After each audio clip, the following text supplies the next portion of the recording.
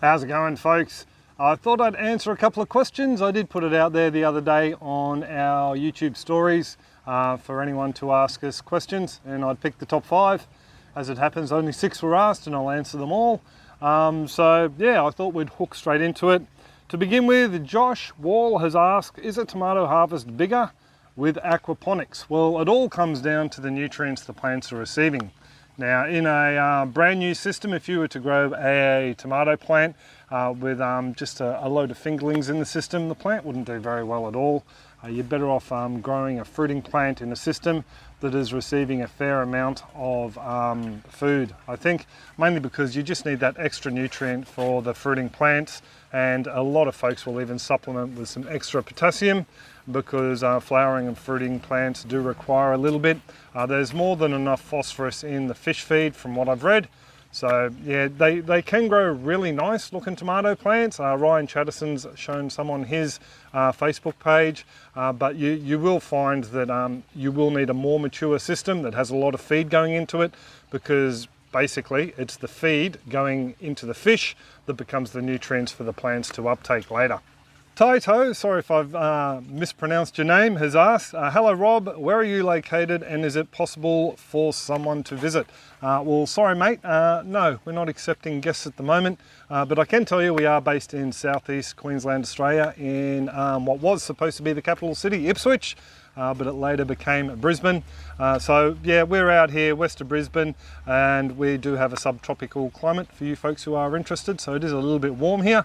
But no, I am not receiving visitors as such to have a look at the aquaponics system, because as you can probably see behind me, she's in a bit of disrepair at the moment as I'm winding this one down and building another one. Hopefully I'll be running courses from here, just small courses, 5 to 10 people, and just doing basic walkthrough aquaponics, setting up your own system and that sort of thing. And yeah, we might open up the garden once it's all set up again as part of the open garden scheme, or maybe just have our own little private showings. We'll just have to wait and see. Number 3 comes from Indica Doggo, which reads, hey Rob, you kick ass. Thank you for your knowledge. Well, thanks for coming and watching.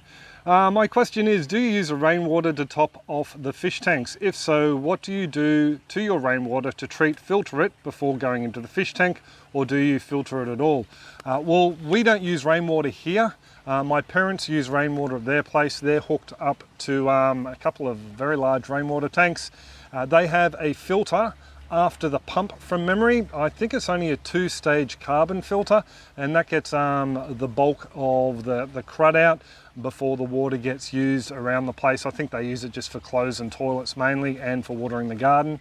I'm of two minds about using rainwater, mainly because you can get salmonella from bird droppings in your gutters. That goes through to the rainwater tank, and if it's not filtered correctly, could potentially be a problem in your aquaponics system. Here at our place, no rainwater tanks at the moment. As we can afford them, we will be adding them in onto the house. I'm just using town water, which is actually a bit of a blessing. You'll find town water has some alkalinity in it, some sort of carbonate hardness, whereas rainwater has 0. So with an aquaponics system, due to the nitrification process, which I won't get into here, you will find that the system eventually becomes more acidic over time. Because we have reasonably hard water through the town supply, every time I top up the system, I'm adding more carbonate hardness or alkalinity into the system, which helps buffer the pH to a degree. I do still find that after the fish have grown to rather decent size and a lot more food goes in there, there's more the nitrification process occurring, which means the water does tend to drop a lot faster than the top-up water can counteract it, which means I do have to supplement with calcium hydroxide. You can use other material as well. I just like to use calcium hydroxide just to keep the pH up. And if you are to use rainwater tanks, I would suggest that you do filter them because of the salmonella potential issue. But there are other nasties depending on where you live. If you live in the middle of a large town, you might end up with a lot of airborne particulate pollution running through there into the rainwater tanks and into the system as well. So yeah, it might be something to think about, filtering your system, or rainwater going into your system, I should say. Question number 4, we have from Dive Mistress, which is Tina. Hello Tina, she's a supporter over on our Farm Your Own Yard page and also here on YouTube. Would you share recipes? I know a gumbo one you want. Yes, I would share recipes, Tina. I do have a couple of videos on the channel already with recipes. They're never really that popular, so I'm not a very good chef, but I'll pop a playlist link down below, and also one at the end of the clip if you want to check those out. Yeah, I have no problem sharing recipes at all, and I would like the gumbo one. And Brian asked if that's my real beer, you two and your beards. Well, actually, it's a face merkin. No, it is mine. It's all mine. It's very unkept at the moment. Just looking in the monitor here, very unkept. But yes, it is all mine. I did have a fist worth chopped off the other week, trying to keep myself nice and tidy. For all you folks who complain about my woolly facial hair. On to number 5, if I can scroll back to it, because I've gone too far. Here we go, number 5. Sel has asked or said, "G'day Rob, just wanted to know if it's possible to combine a DIY filter and vermiculture into a single unit.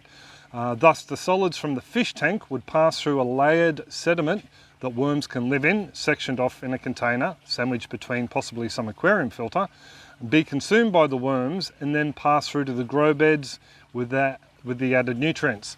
I added our worms into a single grow bed and ended up finding them throughout the whole system. So I do think you're going to have a couple of issues trying to contain them in a vermiculture filter setup. I just have them all through the beds here. I find that's the easiest way to go, and what the worms do is they will knock off any old roots that could cause clogging issues, any organic matter that falls from the plants themselves. As it works its way through the media, they'll consume that as well and make some of the nutrients available to plants. Other bits of the solids aren't available to the plants, so they will build up over time. I have seen a chap on Facebook actually have a dedicated feeding station in his grow beds, which is basically a little mini worm farm. He put some waste in there. I think he was adding banana skins, trying to get some potassium into the system. The worms were coming in, feeding on that, and then going out through the media beds, depositing their castings, and then the theory goes that they will be adding some potassium for the plants to take up. So it's something I haven't played with myself. I have seen other people do, but I like the idea of maybe just keeping the food scraps. Hang on. Sorry, I just pressed the button on my phone there accidentally. Yeah, I do think it's a good idea to keep food scraps out of the bed if you can. Maybe have a dedicated worm farm to the side, make up some worm castings tea, and then add that in at some other point if you want to add in some nutrients from some castings made from your kitchen scraps. So something to think about. Do a bit of Googling online and see what you come up with, because I know there are a load of people experimenting with vermiculture and aquaponics. Vermiculture and aquaponics. Now the last question may sound a little bit weird to a lot of you, but if you don't know, I do sell UniSeals, which we use in the filters behind us there, and root pouches and other bits and pieces as a bit of a sideline, because I can tell you what, you don't make a lot of money from YouTube these days. It's from Walter. Rob, waiting for the seals, already paid to your account at Heritage Bank, reference Perez. What happens? Please email me.